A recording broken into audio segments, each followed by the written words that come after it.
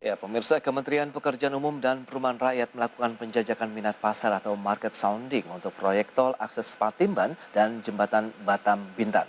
Penawaran dilakukan melalui skema kerjasama pemerintah dengan badan usaha atau KPBU. Kementerian Pekerjaan Umum dan Perumahan Rakyat saat ini tengah melakukan market sounding untuk penjajakan minat pasar melalui skema kerjasama pemerintah dengan Badan Usaha atau KPBU untuk proyek jalan tol akses Patimban dan jembatan Batam Bintan.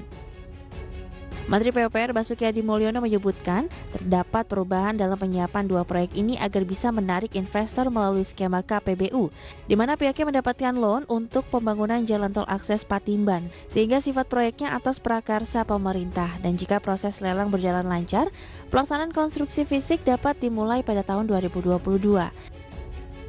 Adapun untuk pembangunan jembatan Batam Bintan, Kementerian PUPR akan mempersiapkan pengembangan kawasan di dua wilayah sebagai kawasan industri, juga sebagai kawasan wisata.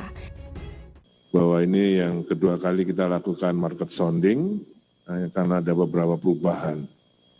Untuk jalan akses tol Patimban, dari unsolicited menjadi solicited. Ini kami bekerja sama dengan Kementerian Perhubungan untuk mendapatkan loan sehingga ada porsi yang akan dikerjakan oleh pemerintah, makanya berubah menjadi solicited.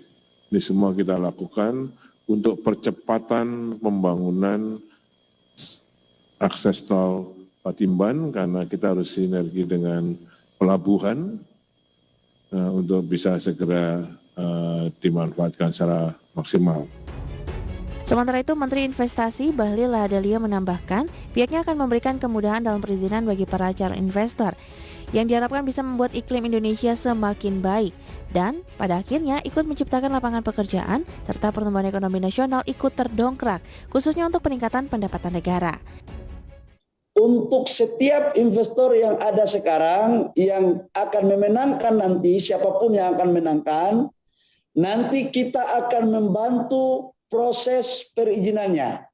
Sebab sekarang dengan implementasi Undang-Undang Cipta Kerja, dengan PP nomor 5 tentang NSPK perizinan, seluruh perizinan sekarang sudah berbasis elektronik dan via OSS.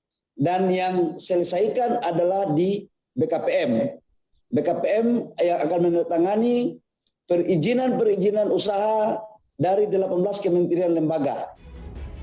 Rencananya, jalan tol akses Patimban akan memiliki panjang 37,05 km dengan nilai investasi sebesar 4,32 triliun rupiah serta dukungan pemerintah sebesar 4,17 triliun rupiah.